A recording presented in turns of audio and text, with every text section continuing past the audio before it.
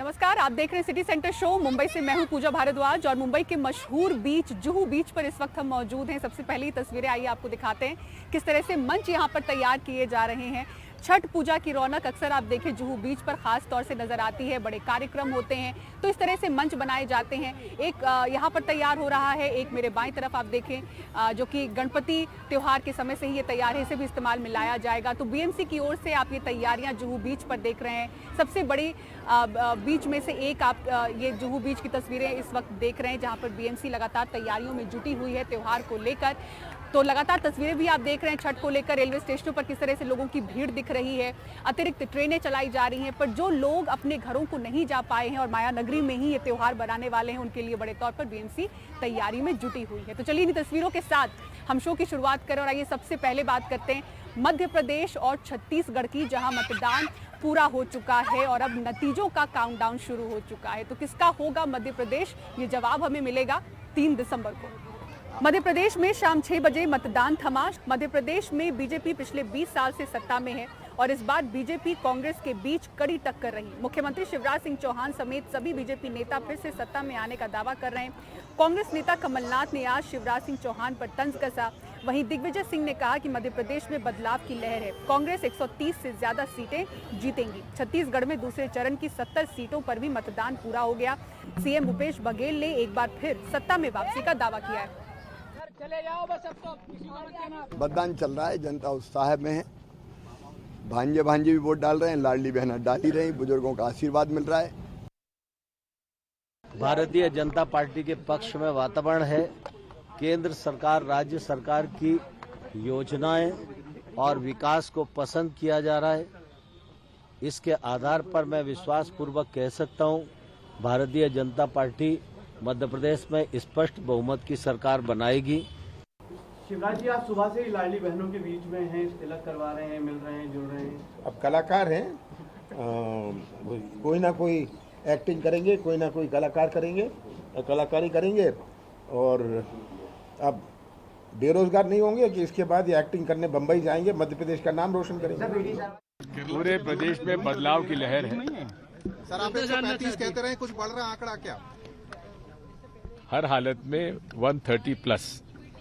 Bharatiya Janata party लगातार हिंसा में उतारू है। ये संकेत है कि भारतीय जनता पार्टी बुरी तरह से पराजित है। राम जी की कृपा हम पे बनी हुई है क्योंकि ये कौशल्या माता के धरती है छत्तीसगढ़ और भांजा राम तो हमारे भांजा लगते हैं। महतारी वंदन योजना के बाद उन्होंने घोषणा रातों रात करना पड़ा, मगर भूपेश बघेल को ये भी याद रखना चाहिए कि उन्होंने 2018 में भी महिलाओं के साथ 500 रुपया प्रति माह उनको देने के लिए घोषणा किया था। 5 साल निकल गए, हर साल का यदि 6,000 रुपया कहें तो 30,000 रुपया महिलाओं का बाकी है भूपेश बघेल का। तो 500 तो दिया नहीं और 1500 का वादा किया, तो लोग क्यों भरोसा करेंगे। और छत्तीसगढ़ में आज मतदान के बीच गरियाबंद मैनपुर में नक्सली हमला हुआ, जिसमें एक जवान के शहीद होने की खबर है। शहीद जवान जम्मू कश्मीर का रहने वाला था। एनडीटीवी को मिली जानकारी के मुताबिक आईटीबीपी का दल मतदान समाप्त होने के बाद लौट रहा था, तभी नक्सलियों ने आईईडी ब्लास्ट कर दिया।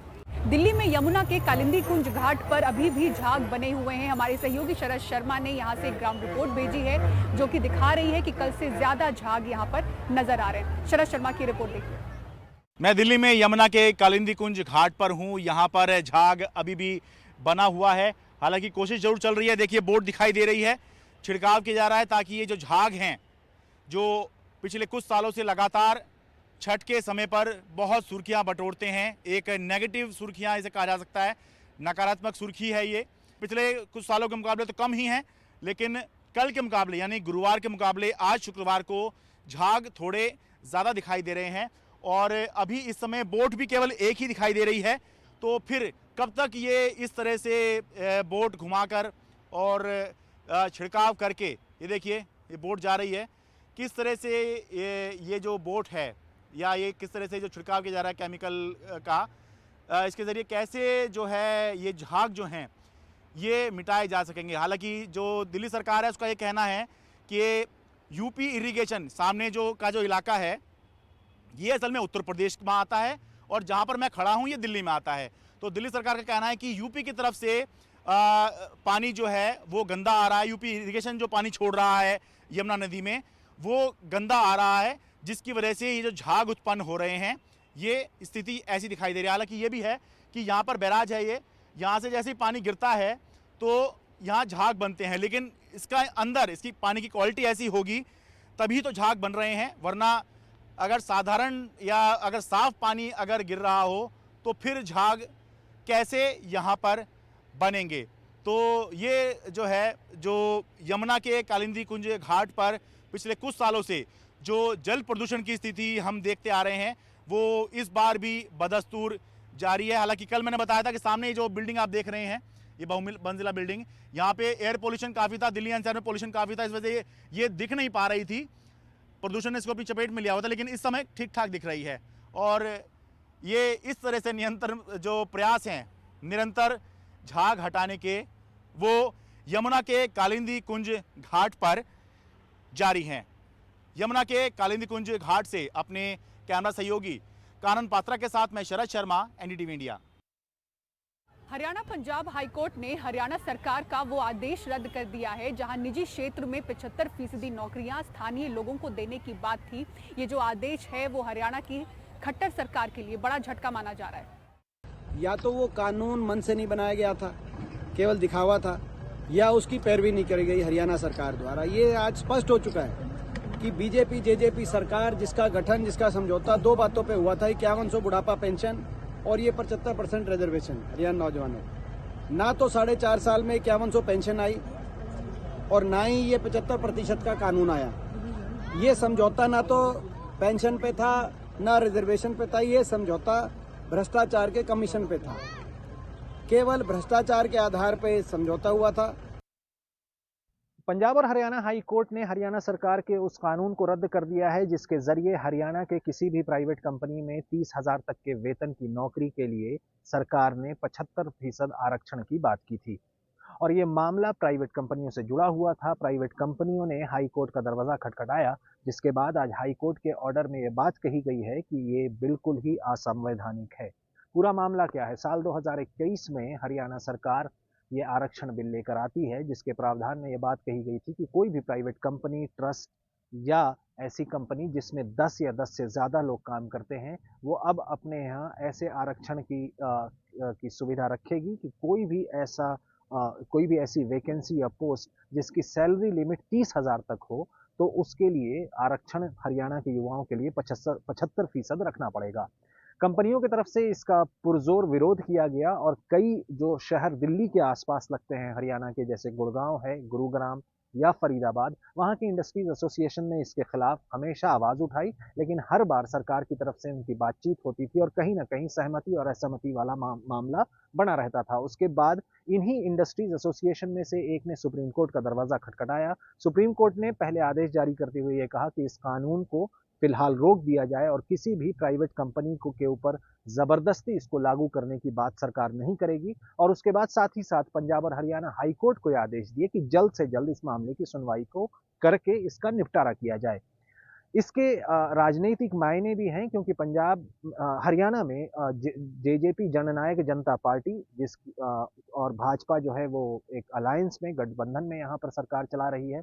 और सरकार में आने से पहले यानी 2014 के विधानसभा चुनाव से पहले जननायक जनता पार्टी जो है वो अकेले यहाँ इलेक्शन लड़ रही थी और उसके बाद उन्होंने अपने मैनिफेस्टो में ये बात ज़रूर रखी थी कि जब वो सरकार में आएंगे तो ये 75% का आरक्षण वो हरियाणा के युवाओं के लिए ज़रूर लेकर आएंगे। सरकार बनने के बाद हरियाणा में इस कानून को लाया गया और कहीं ना कहीं राजनीति इसकी ये हो जाती है कि जब ये कानून लाया गया था तो उस वक्त भी बीजेपी जो गठबंधन की पार्टनर है इसने कहीं बहुत आगे बढ़कर इस कानून की सराहना नहीं की थी। और आज जब कोर्ट ने इस कानून को रद्द कर दिया है तो फिलहाल हरियाणा भाजपा की तरफ से इसको लेकर कोई खास प्रतिक्रिया नहीं आई है।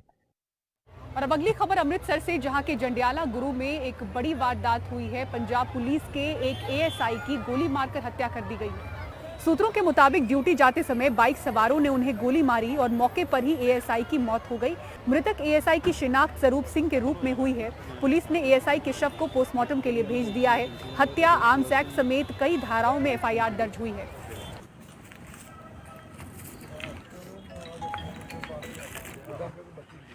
ਇੱਕ ਬੜੀ ਅਨਫੋਰਚੂਨੇਟ ਇੰਸੀਡੈਂਟ ਹੈ। ਸਾਡੇ ਏਐਸਆਈ ਸਰੂਪ ਸਿੰਘ ਸੀਗੇ, ਨਵਾਂ ਪਿੰਡ ਚੌਂਕੀ ਦੇ ਵਿੱਚ ਡਿਊਟੀ ਕਰ ਰਹੇ ਸੀਗੇ ਤੇ ਰਾਤ ਕਰੀਬ 8:15 ਵਜੇ ਆਪਣੇ ਘਰੋਂ ਕੇਸ ਫਾਈਲ ਦੇਣ ਜਾ ਰਹੇ ਸੀਗੇ ਤੇ ਰਾਤ ਦੇ ਘਰ ਨਹੀਂ ਪਹੁੰਚੇ। ਰਾਤ ਪਰਿਵਾਰ ਵਾਲਿਆਂ ਨੇ ਕੋਸ਼ਿਸ਼ ਵੀ ਕੀਤੀ, ਨਹੀਂ ਮਿਲੇ ਤੇ ਸਵੇਰੇ ਫਿਰ ਦੁਬਾਰਾ ਉਹਨਾਂ ਨੇ ਲੱਭਣ ਦੀ ਕੋਸ਼ਿਸ਼ ਕੀਤੀ ਆ ਤੇ ਉਹਨਾਂ ਦੀ ਡੈੱਡ ਬੋਡੀ ਮਿਲੀ ਆ। ਜਿਹੜਾ ਖਾਨਕੋਟ ਤੋਂ ਦਬੁਰਜੀ ਨੂੰ ਸੂਆ ਜਾ ਰਿਹਾ ਨਾ, ਛੋਟੀ ਨਹਿਰ ਆ, ਇਹਦੇ ਨਾਲ ਪੱਕੀ ਸੜਕ ਲਿੰਕ ਰੋਡ ਆ, ਉਹਦੇ ਉੱਤੇ ਇੱਕ ਇਹਨਾਂ ਦੀ ਡੈੱਡ ਬੋਡੀ ਮਿਲੀ ਆ। ਸਰ ਕੋਈ ਪੁਰਾਣੀ ਰੰਜਿਸ਼ ਜੀ ਜਾਂ ਫਿਰ ਕਿਸੇ ਅਜੇ ਇਹਨਾਂ ਦੇ ਮੁਤਾਬਕ ਪਰਿਵਾਰ ਵਾਲਿਆਂ ਦੇ ਨਾਲ ਤਾਂ ਉਹ ਕਹਿੰਦੇ ਸਾਡੀ ਕਿਸੇ ਨਾਲ ਕੋਈ ਰੰਜਿਸ਼ ਨਹੀਂ ਆ ਕੋਈ। ਹੁਣ ਜਾ ਕੇ ਇਹ ਇਨਵੈਸਟੀਗੇਸ਼ਨ ਦਾ ਪਾर्ट है, वेरीफाई कर रहे हैं भी कि सारे एंगल देख रहे हैं। और अब खबर जम्मू कश्मीर से, जहां कुलगाम में हुए एनकाउंटर में 5 आतंकी मारे गए हैं। कुलगाम में पुलिस, सेना, सीआरपीएफ की साझा ऑपरेशन में आतंकी मारे गए। कल शाम से ही एनकाउंटर जारी था। आतंकियों के पास से बड़ी संख्या में हथियार भी मिले हैं। 2 पिस्टल, 4 ग्रेनेड समेत कई हथियार मिले हैं। सेना के मुताबिक ये आतंकी अल्पसंख्यकों की हत्या में शामिल थे। शोपियां हमले में भी इन्हीं का हाथ था।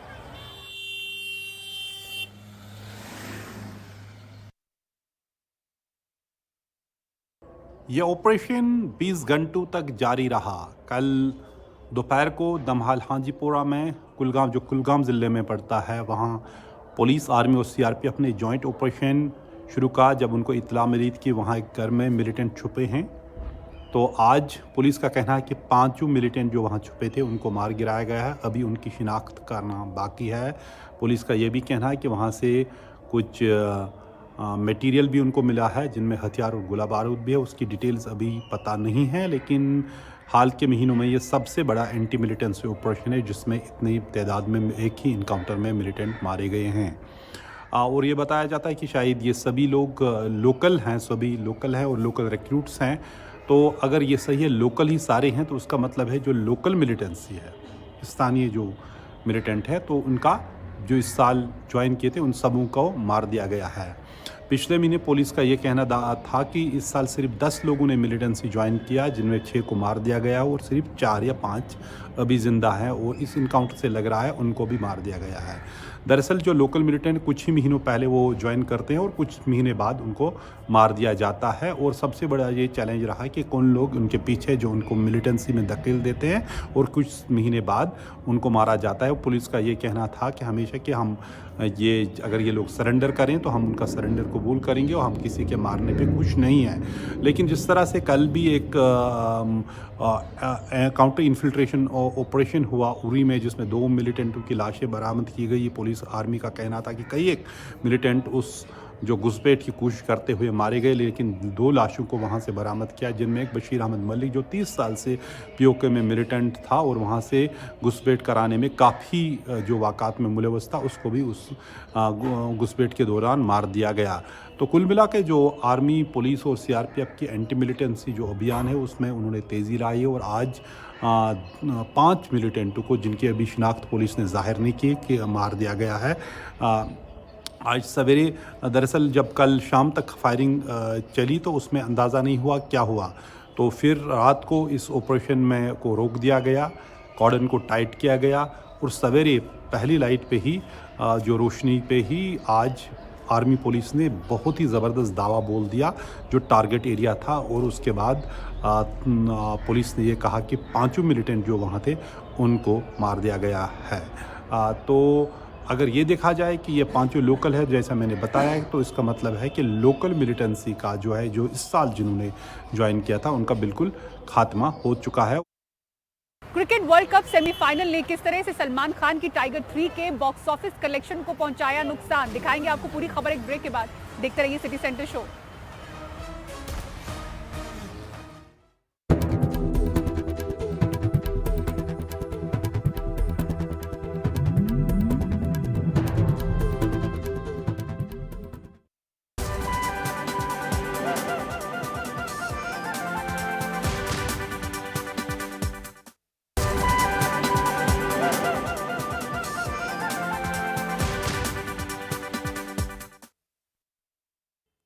और परसों यानी कि रविवार को देश की सभी सड़कें अहमदाबाद की ओर जाएंगी। दोपहर 2 बजे भारत और Australia cricket world cup final में एक दूसरे से भिड़ेंगे। ऑस्ट्रेलिया ने 5 वर्ल्ड कप जीते हैं और भारत ने 2, लेकिन इस वर्ल्ड कप में भारतीय टीम किसी बुलडोजर की तरह खेलती हुई दिख रही है। सामने वाली टीमों को लगभग रौंदती हुई नजर आ रही है। जो 10 के 10 मुकाबले भारत ने खेले सभी एक तरफा रहे हैं। तो इस ऐतिहासिक मुकाबले का गवाह बनने के लिए भारत के प्रधानमंत्री नरेंद्र मोदी भी स्टेडियम में मैच देखने पहुंचेंगे। वैसे दिलचस्प ये है कि ये स्टेडियम भी उन्हीं के नाम पर है। उनके अलावा ऑस्ट्रेलिया के डिप्टी प्राइम मिनिस्टर रिचर्ड मार्ल्स भी मैच देखने पहुंचेंगे। तो सभी को इंतजार है इस विराट मुकाबले का। इस वक्त मैं अहमदाबाद के उस होटल में हूं जहां पर भारतीय क्रिकेट टीम रुकी है। यह है आईटीसी नर्मदा। एक्साइटमेंट यहां पर काफ़ी है। जो लोग यहां पर खाना खाने आ रहे हैं, रह रहे हैं, उन्हें काफ़ी खुशी है कि वो उसी होटल में जहां पर भारतीय क्रिकेट टीम रुकी है। इन्होंने रंगोली स्पेशली डेडिकेट की है। यहाँ ट्रॉफी आप देख सकते हैं। ये एक लौती रंगोली नहीं है, इसके अलावा एक फ्लोरल रंगोली भी है। और जब क्रिकेट टीम ने यहाँ पर चेक इन किया था तो हमें देखने को मिला कि बहुत खुशियाँ थी यहाँ पर, एक्साइटमेंट थी, क्योंकि इंडिया वर्सेस न्यूजीलैंड की जीत के बाद वो यहाँ पर चेक इन कर रहे थे। तो लोगों में उत्साह था। लोगों ने देखा था कि विराट कोहली ने किस तरीके से अपना रिकॉर्ड बनाया या मोहम्मद शामी ने किस तरीके से 7 विकेट जो है वो ली। तो उन्हीं अचीवमेंट्स को डेडिकेट करते हुए स्पेशल अमेनिटीज़ भी रखी गई थी रूम में। उनके रूम में स्पेशल मैसेजेस जो थे वो पहुंचाए गए थे। वो होटल की तरफ से एक स्पेशल जेस्चर था। अब बहुत सारे लोग यहाँ पर आए हुए हैं, उनसे पूछते हैं वो कितने उत्साहित हैं। आप बताइए कि आप यहाँ पर चेक इन आपने किया हुआ है या आप खाना खाने आए थे या रेस्टोरेंट? नहीं, जस्ट फॉर द लंच के लिए। आप कितने उत्साहित है कि आपके शहर में इतना बड़ा मुकाबला हो रहा है? बहुत। और जब वो उन्होंने चेक इन किया था, जब वो यहाँ आए थे, बहुत सारे लोग यहाँ पर भीड़ इकट्ठा थी देखने के लिए उन्हें, तो किसी को आप देख पाए? हाँ, he saw few of them. मैंने केएल राहुल को देखा। वो आपके फेवरेट प्लेयर है? नहीं, मेरा फेवरेट है विराट कोहली। अच्छा, विराट कोहली नहीं दिखे आपको? नहीं। तो केएल राहुल को कैसे आपने चीयर किया जब आपने उन्हें देखा? India India India. ओके। और देखिए यही उत्साह जो इवन बच्चों में भी है। इंडिया वर्सेस न्यूजीलैंड देखा था आपने? हाँ। क्या सबसे मेमोरेबल मोमेंट था? क्या सबसे बढ़िया लगा? The main point. Okay. And also, of course, we loved the records that were made in that match. और देखिए यहाँ पर लोग हैं और खुशियाँ हैं और साथ ही साथ एक एक्साइटमेंट है क्योंकि मुकाबला बड़ा है, मैच बड़ा है। कैमरा पर्सन नीलेश गोस्वामी के साथ अरुण सिंह, NDTV इंडिया के लिए।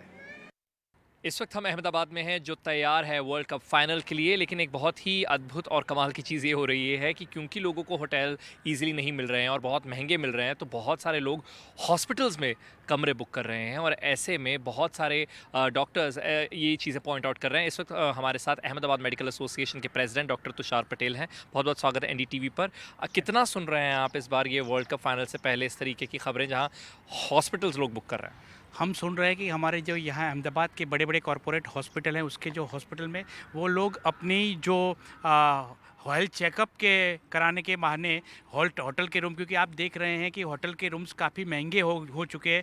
बड़े बड़े नहीं, छोटे छोटे होटल भी नहीं मिल रहे हैं लोगों को, इसलिए हॉस्पिटल के बड़े बड़े कमरे वो लोग ब्लॉक कर रहे हैं। लेकिन मैं आपको भी बता दूं कि ऐसा नहीं करना चाहिए, क्योंकि ये हॉस्पिटल के रूम्स ब्लॉक करेंगे, कहीं इमरजेंसी वाले पेशेंट को ज़रूरत पड़ी तो ये हम कहाँ से देंगे। तो ये मैं इसका विरोध करता हूँ। लेकिन उसके साथ साथ ये लोग बुक करा रहे हैं कि हम मेडिकल चेकअप करा रहे हैं, वो हेल्थ चेकअप भी, तो वो आवकारदायक है कि वो हेल्थ चेकअप करा रहे हैं लेकिन रूम्स बुक ब्लॉक ना करे, वो मेरी है। पर वो क्या मतलब किस तरीके के बहाने लगा रहे हैं? क्योंकि हेल्थ चेकअप में ज़रूरी नहीं है कि रात का जो स्टे है वो अलाउड हो। तो किस तरीके के बहाने आप सुन रहे हैं जो लोग लगा रहे हैं ताकि उन्हें हॉस्पिटल में कमरा मिल सके? कई लोग ऐसे आते हैं कि हमको ये चेस्ट पेन हुआ, कहीं घबराहट हुआ, ऐसी तकलीफ लेके आते हैं और वो 1 डे स्टे करते हैं।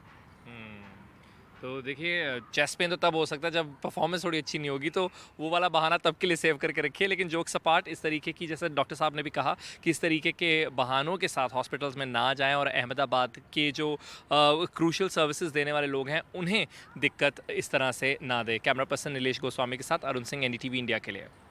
और क्रिकेट वर्ल्ड कप सेमीफाइनल ने सलमान खान की टाइगर 3 के बॉक्स ऑफिस कलेक्शन को झटका दिया है। विशेषज्ञों का मानना है कि सेमीफाइनल की वजह से फिल्म को नुकसान उठाना पड़ा है। प्रशांत सिसोदिया की रिपोर्ट देखिए। दिवाली के दिन रिलीज होकर 2 दिन में 100 करोड़ की कमाई करने वाली टाइगर 3 के सामने अचानक एक नया प्रतियोगी आ गया। बुधवार को भारत न्यूजीलैंड के बीच हुए वर्ल्ड कप सेमीफाइनल ने न्यूजीलैंड को ही नहीं टाइगर 3 को भी झटका दे दिया। लोग घरों में मैच देखते रहे, फिल्म देखने वाले घटे और कमाई गिर गई। मेरे को लगता है anywhere around 12 to 15 crore box office का सेमीफाइनल पे का है।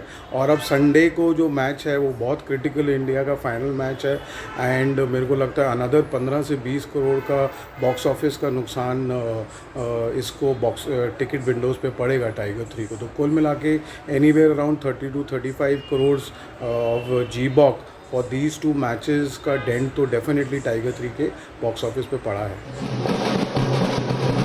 हालांकि टाइगर 3 दुनिया भर में 300 करोड़ से ऊपर की कमाई कर चुकी है और देश में 188 करोड़ 25 लाख कमा चुकी है, लेकिन उसकी कुल कमाई जो हो सकती थी वो नहीं हो पा रही है।